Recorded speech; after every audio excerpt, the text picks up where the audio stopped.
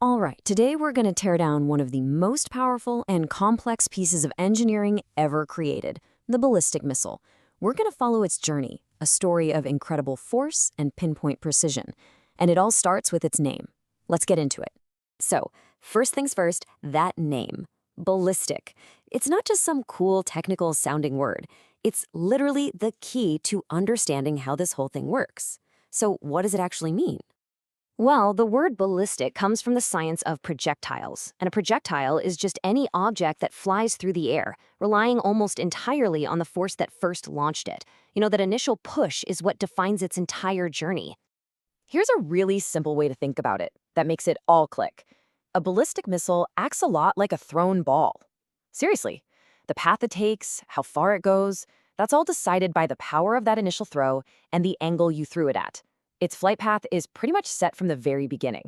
And that's the key. It relies on that initial launch, not on continuous powered flight. That's why we call it ballistic. And that powerful beginning brings us to the first, and frankly, the most violent phase of its journey, the launch. This part is all about one thing, generating an almost unimaginable amount of raw, brute force. At the heart of this whole operation is the main engine.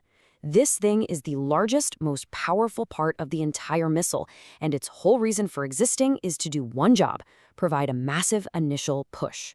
This first burst of energy is absolutely the most critical part of the flight, because it determines everything that comes after. So how does it generate all that incredible force? Well, it all comes down to good old Sir Isaac Newton and his third law. The engine throws superheated gas downwards at insane speeds. And according to Newton, that action creates an equal and opposite reaction, which thrusts the missile upwards with that same immense force. Simple physics, incredible power. Now, to really appreciate just how big of a challenge this is, look at this number, over 80%. Yeah, more than 80% of the missile's entire mass at liftoff is just fuel. It's basically a giant flying fuel tank. And that's why the very beginning of the journey is by far the most difficult part. And that's why you need a second engine, or what we call a booster. It has to fire immediately, right at launch, to help fight two huge problems: the missile's own crushing weight and the thick, dense air of the lower atmosphere, which creates an incredible amount of drag. Okay, so once the missile has used all that brute force to escape the atmosphere, the mission completely changes. It's no longer about raw power, it's all about precision. So let's talk about the brain of the missile, the guidance system. Once you're up in the vacuum of space, you've got a much smaller third engine that gives one final push. You just don't need a massive engine up here because there's basically no air resistance. This last boost is the final little tweak to its speed. Now, the real trick is making sure all that momentum sends it to exactly the right place. I mean, without a guidance system, all that incredible engine power is just a random, uncontrolled shove into the void. The job of this fourth component is to take that raw thrust and turn it into a perfectly calculated path aimed directly at a specific target. And this is all handled by the missile's brain, an onboard microprocessor. It's constantly checking, am I where I'm supposed to be, by comparing its actual path to the one that was pre-programmed. If it's even slightly off, it instantly calculates the exact correction needed. It's this combination of raw power and super smart precision that makes a ballistic missile so incredibly effective. All right, we've launched it, we've guided it, but the mission is a long way from over. Now we're heading into the final and maybe the most violent phase of all, the fiery return to Earth and the delivery of the payload. Everything we've talked about so far, the massive engines, the tons of fuel, the sophisticated guidance system, it all serves one single purpose: to get this final piece, the payload, to its target.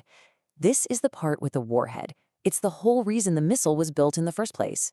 But have you ever stopped to notice its very specific shape? It's always a cone. And that's not just to look cool. It's a critical piece of engineering dictated by the brutal physics of re-entering the atmosphere. Getting out of the atmosphere is hard, but believe it or not, coming back in is even harder. The payload doesn't just gently float down, it slams into the thick air of the atmosphere at incredible speeds. This creates a massive shockwave, basically a wall of compressed air that generates just an insane amount of heat. And this is where that cone shape becomes so important. It is the perfect aerodynamic design to deflect the energy of that shockwave. It acts like a shield, protecting all the sensitive components inside. It's a perfect example of form following function. So we've covered the entire journey, but there's one final underlying principle that governs the whole design of this thing. It's a principle of ruthless efficiency, shedding weight. Just think about it for a second. Once an engine has burned through all of its fuel, what is it? It's just dead weight. It has no more purpose, and lugging it around is a massive waste of energy. So the smartest, most efficient design is one that just gets rid of useless mass as soon as it can. This whole process is called staging. So after the first engine burns out, it detaches and just falls away. Same thing happens with a second engine once its job is done. And yep, even that small third engine separates after it gives its final push in space. So a better way to think of a ballistic missile isn't as one single object. It's really a system that's designed to dismantle itself in mid-flight. Every stage is like a disposable tool, used and then thrown away, piece by piece, until only the payload is left to finish the journey all by itself. So there you have it, an incredibly complex machine designed with a simple goal of falling apart to get the job done. It kind of makes you wonder, where else do we see this philosophy of shedding weight for ultimate efficiency? What's the next big piece of tech that's going to operate on that same logic? Something to think about. Thanks for joining me.